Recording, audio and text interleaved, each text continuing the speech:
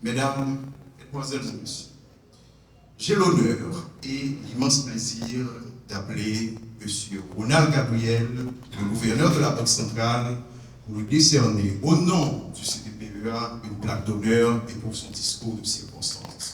Pendant qu'il s'avance pour la commission.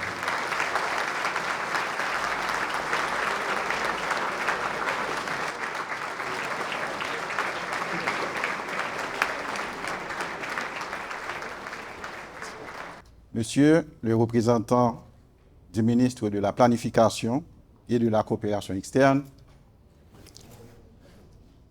Messieurs les anciens ministres de la Planification, Messieurs les anciens membres du Conseil d'administration de la BRH, Monsieur le directeur général du CTPEA, Monsieur le recteur de l'Université Quisqueya, ci-devant, professeur de statistique mathématiques au CTPEA. Monsieur le directeur général du budget du ministère de l'économie et des finances, Madame Rouzier, Mesdames, Messieurs les membres du corps professoral, Mesdames, Messieurs les membres du personnel administratif, Mesdames, Messieurs les anciens du CTPEA, Mesdames, Messieurs les membres de la commission organisatrice du 40e anniversaire du CTPEA, Mesdames, Messieurs, je fais partie, comme Enomi vient de le dire, de la deuxième promotion du CTPEA qui fête aujourd'hui ses 40 ans d'existence. Il va donc sans dire que j'éprouve une joie immense à partager avec vous ce moment exquis qui me vaut l'honneur de vous adresser ces propos. Cependant, il y a de ces émotions qui ne s'expriment mieux que dans l'absence des mots qu'on cherche, comme celles qui existent dans la présence de générations multiples au sein d'une grande famille réunie à l'occasion d'un hommage solennel à l'alma mater.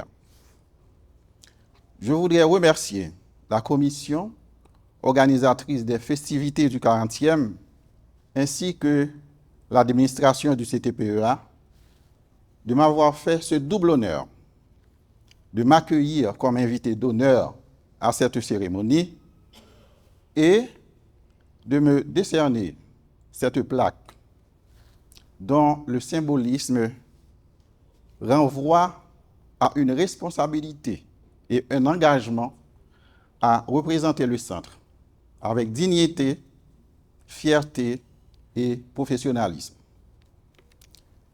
Mes remerciements spéciaux vont à tous ceux qui, à un titre ou à un autre, ont donné de leur temps, de leur énergie, de leur savoir-faire pour maintenir bien vivante cette institution supérieure de formation née du besoin d'alimenter en ressources humaines hautement qualifiées le système de planification socio-économique du pays. Ces remerciements vont particulièrement aux actuels responsables du centre, dont le directeur général, M. Tristan, qui, dans les conditions difficiles des dernières années, ont su déployer l'effort nécessaire pour reloger, administrer le CTPEA et garantir la transmission du savoir avec le même label de qualité qui caractérise la vie académique de l'institution depuis son inauguration. C'est le moment pour moi d'adresser un hommage solennel aux visionnaires qui ont créé le CTPEA et qui en ont imprimé une solide tradition de gestion de qualité. C'est d'ailleurs la force de cette tradition qui a permis à l'institution de surmonter intacte ses propres crises d'adaptation et de maintenir contre vents et marées le cap des objectifs fixés dans son acte constitutif.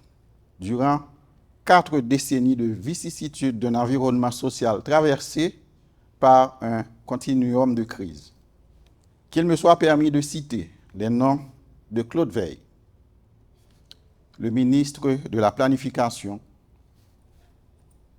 à l'époque de la création du centre, qui, pour l'avoir créé, a développé des rapports de proximité avec l'institution. Narcisse Fièvre, le premier directeur du centre, qui, de concert avec d'autres contributeurs, dont le feu professeur Philippe Rousier du PNUD, du ministre Blanchard, a porté sur les fonds baptismaux le dossier du CTPEA.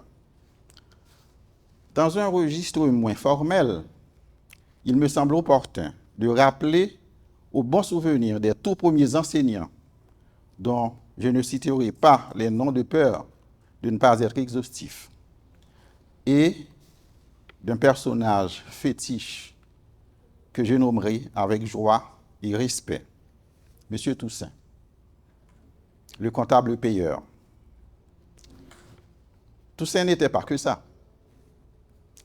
C'était pour chacun le personnage paternel, sans être paternaliste. Il écoutait et prodiguait conseil sans être moraliste à outrance. Et puis, il nous faisait gratuit et sans rechigner les photocopies des bouquins nécessaires à notre formation. J'en connais qui ont constitué toute une bibliothèque grâce aux largesses de M. Toussaint. Mais le moment le plus payant de nos rapports avec le comptable payeur, et pour cause, c'était la fin du mois, quand il nous apportait les émoluments auxquels on avait droit en tant que fonctionnaire stagiaire. Oui, on avait des émoluments à cette époque. Cela représentait beaucoup pour la quiétude d'esprit des étudiants et avait permis des arbitrages qui n'ont pas été possibles sans ce petit rendez-vous de fin de mois. Grâce à cet émolument, j'ai un ami de la première promotion, pas de la deuxième, qui avait fait le choix de laisser un emploi d'aide comptable à la Bendaï pour devenir étudiant à plein temps au CTPEA, tout en continuant des études en sciences économiques qu'il suivait à la faculté de droit et des sciences économiques. Je pense que M. Pierre-Louis connaît cette personne. Par la suite, des étudiants d'autres promotions ont jumelé les activités académiques qu'ils entreprenaient au centre avec celles d'autres facultés. C'est dire que le vécu du CTPEA a beaucoup à apprendre aux décideurs dans le cadre de politique de développement du capital humain. Mesdames, Messieurs, chers camarades, j'emprunte de Alain Dompierre cette citation simple, mais qui sied bien les considérations que charrie la suite de mes propos. Les bons souvenirs ne meurent jamais. Il reste assez de temps pour en créer d'autres. Et pour en créer d'autres, vous êtes là, à paver la voie aux générations d'étudiants à venir. Vous avez su créer les conditions pour consigner ces souvenirs sur une base permanente. Vous avez réalisé ce que les premières générations du CTPEA n'ont pas su faire, mettre en place l'association alumni du CTPEA, AACTPEA. Après 4 décennies de formation de cadres dans les domaines de l'économie quantitative, de la planification, de la statistique, le CTPEA a accumulé un patrimoine important qui lui confère une place de choix dans l'univers de la formation supérieure en Haïti.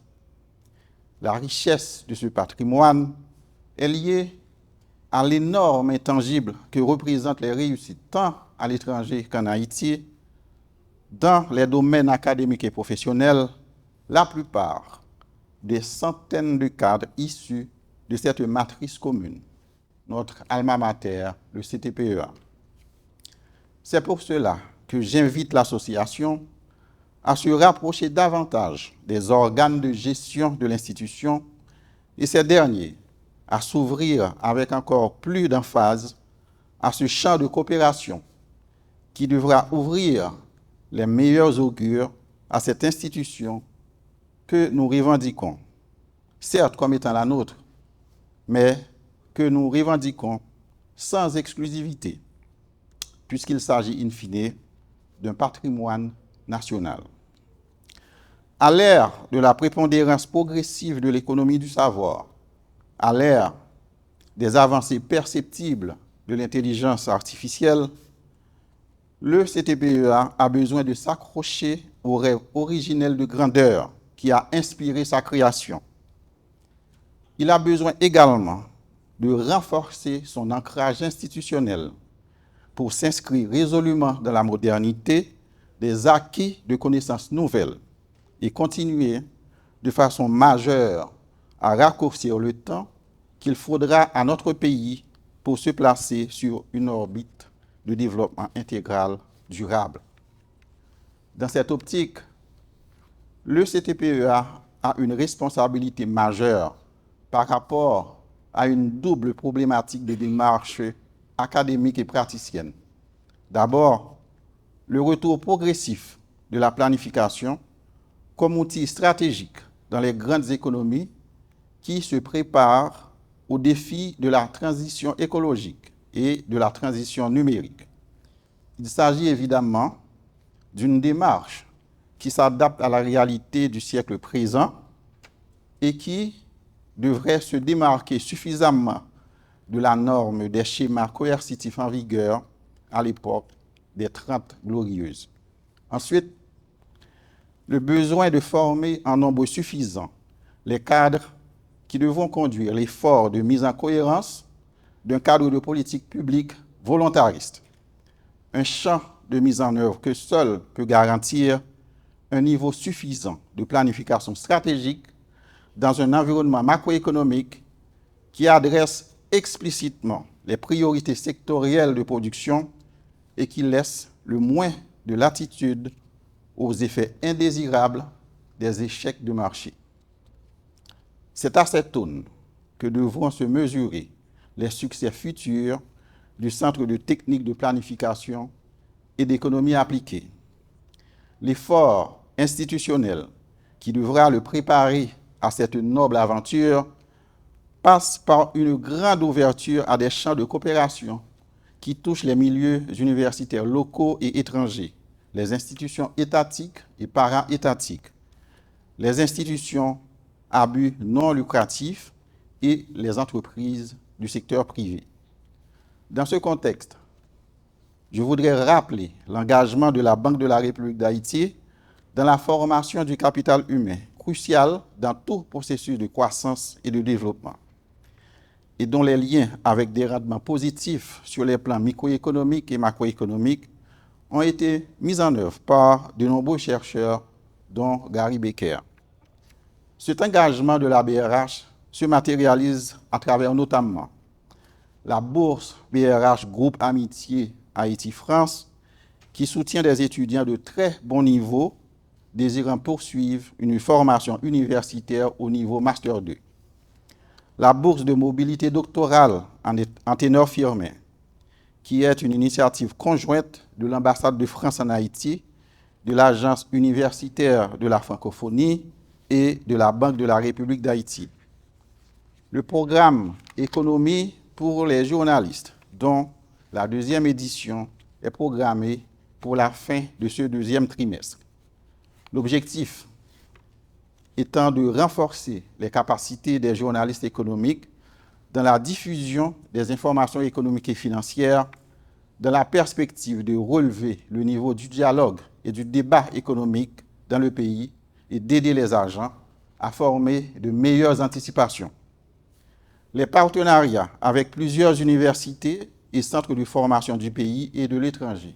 En ce sens, des échanges sont initiés avec le directeur général du CTPEA en vue de mettre en place un programme de partenariat dans le domaine de la formation académique et de la recherche.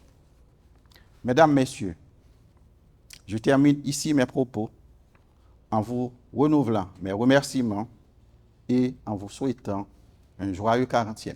Merci.